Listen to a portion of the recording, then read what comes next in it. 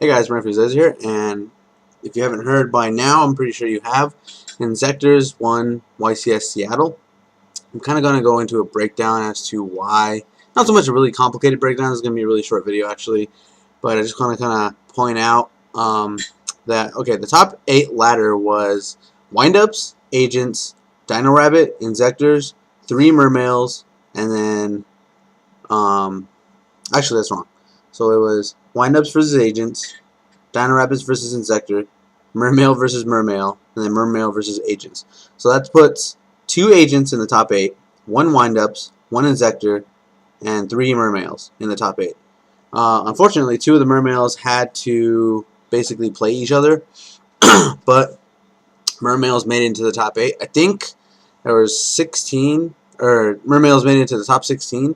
Not really going to go really into detail about that. I don't normally make videos like this, actually. I don't usually care. But what really I want to talk about is kind of why Mermails were in the top 8 and why Inzektors won. And it really could have been any deck, to be honest. It was just the player. The player was probably comfortable with the Inzektor deck. He could have been playing any deck, to be honest. Like, whatever deck he felt comfortable with.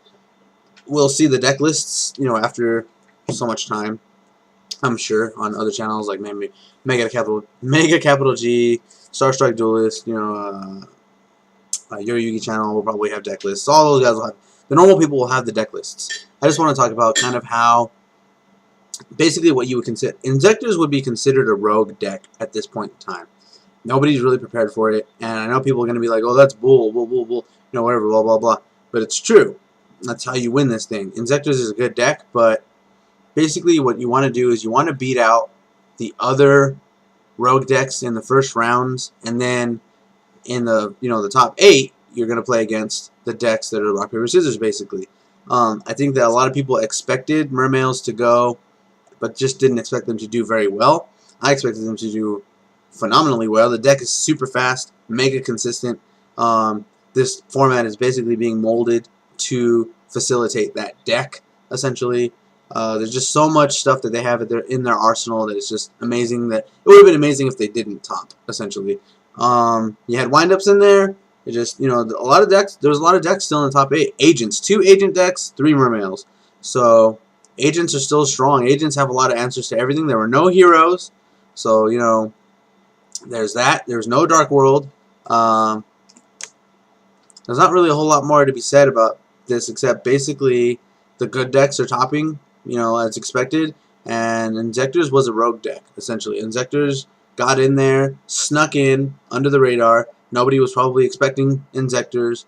I'm not saying that it's a bad deck, but it's a rogue deck right now. It is rogue. It's considered rogue in the format. There are, a handful of decks that people expect to play, and Inzektors was not one of them. So, and side decks are basically dictated by the top decks. Nobody really side decks kind of based on what they want to play. They side deck based on what they have to play. And there's probably wasn't a lot of answers for Inzektors based on, just basically generic blanket stuff. But basically, as I've stated before, I feel that Mermails is a very powerful build, super strong, and that we will continue to see Mermails topping or winning tournaments. It came very close this time. It was 2nd place, so that's something to be said for a brand new deck that's supposed to be weak, or people don't really have faith in yet. I think after this event, people will probably maybe consider it more. And also, something to consider is that there were a lot of Mermail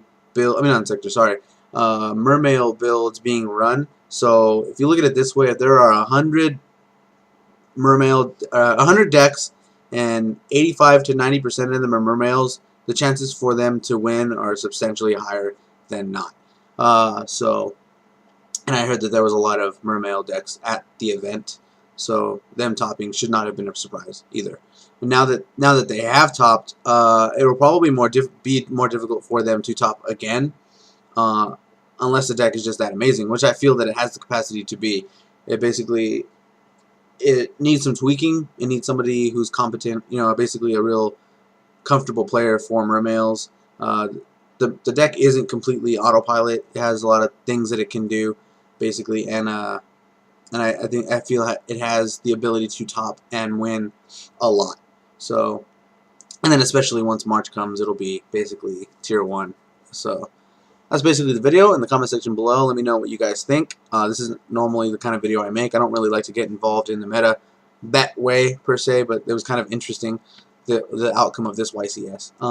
So yeah, let me know what you guys think in the comment section below. Hit the like button and hit the subscribe button to see when I put out new videos. And thanks for watching.